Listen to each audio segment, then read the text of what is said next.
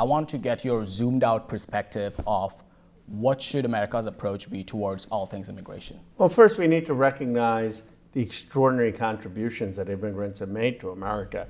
Of course, in my district in Silicon Valley, where there are extraordinary founders of companies like Sergey Brin with Google, Elon Musk with Tesla. They're leaders in technology like Sundar Pichai at Google, Satya Nadella at Microsoft. A lot of the startups that have been built, job creators, but also immigrants who are picking our crops, who are doing construction, who are in hospitality, who are coming here with an incredible work ethic and contributing and spending money and building American the entrepreneurial economy.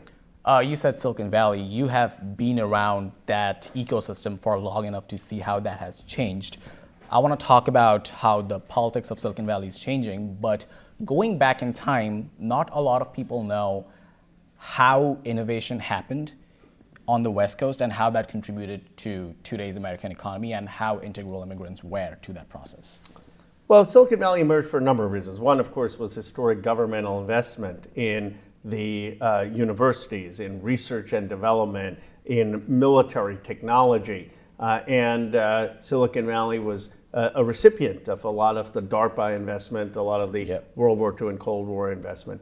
And then we have incredible universities, Stanford, Berkeley, San Jose State, and an incredibly strong manufacturing base. So both the universities and our manufacturing base gave us an advantage. And then we were really open to people coming from across the world to contribute. And this created a culture of diversity, of different ideas, of willingness to take risk, of willingness to fail. If you're willing to come to America, you're already taking risk. You probably have an appetite to take risk in the country. That frontier building attitude is important, but I want to double click on logistically what happened in those companies which caused them to become such a powerful magnet for talents from all across the world.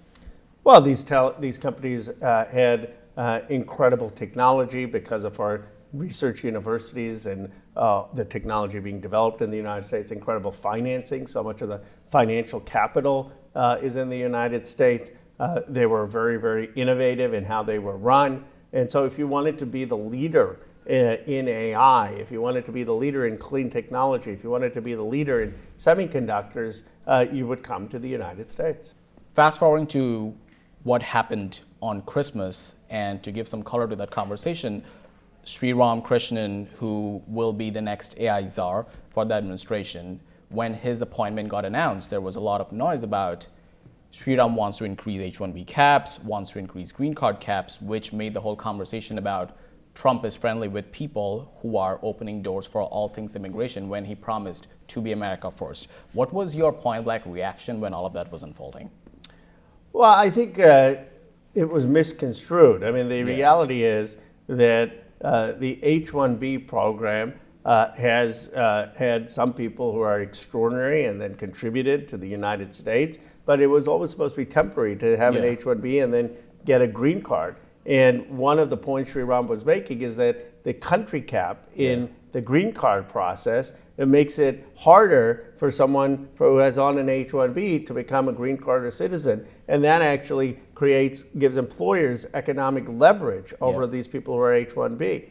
Now, is the H-1B process, does it get abused? It does in some cases, where people who are not specialized talent are coming and the employers are taking advantage of it to underpay them. And that abuse needs to be fixed. But that doesn't mean that we don't want the world's talent coming to the United States. That gives us a comparative advantage, and we want them to have a path to a green card and then citizenship so that they're not being underpaid by employers. Let's stick on the abuse for 1 second. Like, the whole argument is that it doesn't benefit anyone. The people who are working under those visas are kind of sort of indentured servants because they cannot leave because their immigration status comes under jeopardy, while also at the same time the companies are realizing that we can underpay them while at the same time not hiring American citizens. What is the fix for that while also making sure that we keep our doors open for all the talented people from across the world?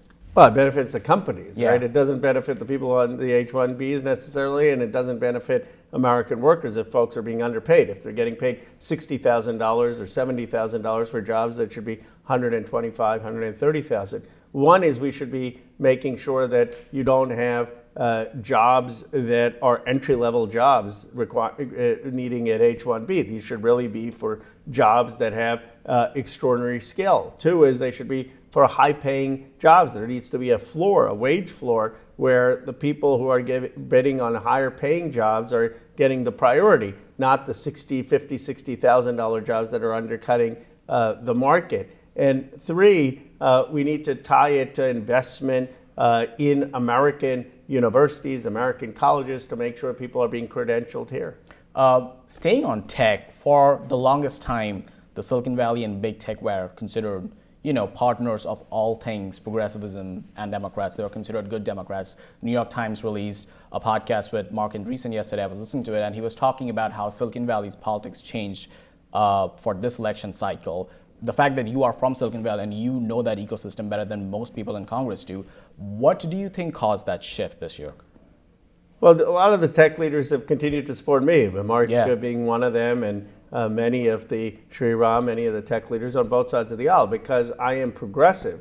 I'm for Medicare for all. I'm for everyone having education. I'm for a higher wage. But I'm also for celebrating technology, celebrating entrepreneurship. I think that there was not a sufficient understanding of of Bitcoin, of crypto. Yes, we need smart regulation, but we also need to embrace these industries.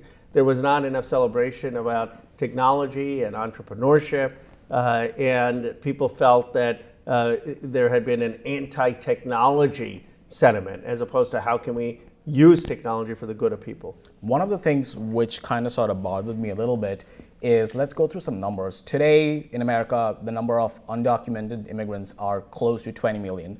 Each year, H-1B recipients are about 85,000. O-1 visa is about 15,000. Given that disparity in that number, shouldn't the conversation be much more about taking care of the people, like taking care of the fact there are so many people who are undocumented in the country before we start getting into the nuances of H-1Bs? Well, I didn't realize it was 20. I thought it was 11, but maybe it's somewhere It's in like between. 12 to 20. Like there's different numbers on that. But of course, there needs to be, in my view, a path to citizenship for people who are undocumented here, who are doing the work, paying the taxes. Now, if they've committed violent crimes, they should be deported. Yeah. But there has to be an integration of people who are hardworking, playing by the rules, paying taxes. And the conversation on H-1Bs is fine to have, because now you're talking about how do you come into the country. People should come through a legal process. It should be a transparent process. It shouldn't be abused. But that's just one part of a broader conversation. One of the bigger frustrations of legal skill immigrants, which is they don't see, like, there's no transparency in the process. So they feel like there is no consideration for the value they are inputting vis-a-vis the companies they're building, people they're hiring, the fact that the companies are serving in America, for America. There's no consideration for that, and they're in the same bucket as anybody and everybody else. Whereas countries like Canada and UK are moving towards more point-based system. Logistically, what should the US do better to account for, new industries like AI and creator economy hiring from all across the world? Well, we need to first have comprehensive immigration reform. We need border security. We need to make sure that people are coming in through the appropriate process. And then we need to provide pathways for people to come in through the appropriate process. So increasing the amount of green cards that people can have so that they're not stuck in a undocumented or H-1B status. There's a prevalent argument on the Republican side specifically, which is while the country is taking care of all things undocumented immigrants and this H-1B stuff, there should be an immigration moratorium because we have reached the point where it's too much to handle. What say you? Well, that would hurt the country. I mean, right now, one of the biggest things that we have is the incredible talent coming to the United States, the incredible workforce coming to the United States where we need people in these places. Now, they need to come, though, through a legal process, and they should not be undermining workers' pay. And so we need to have a reform, but I think closing the borders would really hurt the United States economy. I'm a first-generation immigrant. I came here almost 10 years ago. You are a son of immigrants. zooming back to your time, what was your dad's and your mom's vision of America, and what did they impart on you? They came with such hope, such patriotism. My dad came to the University of Michigan to study engineering. My mom came as a homemaker, and then she was a substitute school teacher's aide in her after a while. And they believed that America was the place to be. We had just gone at that time to the moon when my father came. We were the leading nation in the world in production and innovation. And they said, you can do anything in America. And I grew up in Bucks County, Pennsylvania, where I grew up with that belief that even though it was a 98% white, that you could do anything in America. I had teachers who believed in me, Little League coaches, neighbors. It's a remarkable country. That reminded me of Vivek's tweet during that time of Christmas when he brought up the fact that, hey, like, why do all these tech companies are hiring from abroad? It's because like the American attitude is not what it used to be. It was funny to me because most immigrants actually come to this country because of all things Vivek was criticizing, which is, oh, we are kind of sort of like putting the jock on a pedestal, high school culture, whatever. You're on Breaking Point's interview, you talked about how your childhood had all of it. You were in Little League while also being a math Olympiad. How do you balance those two things that, hey, someone should actually aspire to do good in life while also integrating into all things American society? Well, one, I don't think other countries don't celebrate sports or music. I mean, look at, for example, India. They're obsessed with cricketers and they're obsessed with Bollywood stars. So I think the fascination with sports and music is universal human aspiration. Nelson Mandela celebrated the soccer team. I think the United States actually is quite robust if you look at how we do in math and how we do in science and on the test scores. The challenge is the inequality of education. So while we have a lot of the top doing really well, the challenge has been the inequality of funding education, that everyone isn't getting those opportunities. And for those who don't go to college, they need pathways to build high-paying jobs, and we need to focus on that. But America's innovation culture is extraordinary. I am super passionate about talking about what immigrants' attitude towards America should be. There's a Teddy Roosevelt quote, which is kind of sort of, the summary of it is basically, we welcome anyone and everyone, while at the same time there is no place for hyphenated American. I'm Indian, so I shouldn't be an Indian American, I should be an American. What is your view towards new immigrants who are trying to assimilate into the country while also not forgetting their roots?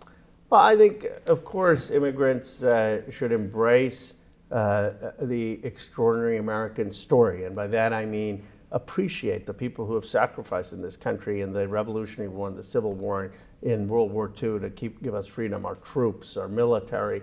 Appreciate the people who marched in civil rights like John Lewis and Dr. King to give freedoms to everyone. Appreciate our Constitution and Declaration and the extraordinary contributions of Americans to make the country where it is. And so it starts with a gratitude and a patriotism about America. And it should have, of course, a passion for learning history and learning the language of English and working hard because that's needed to be able to talk to fellow people in our country.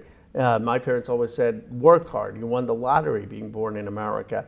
But that doesn't mean that you can't be proud of your heritage, about celebrating cultural holidays and food and festivals. That's what makes America this extraordinary place, that people keep certain cultural traditions while having an allegiance to the Constitution and America's political identity. Perfect. Congressman, thank you. Thank you.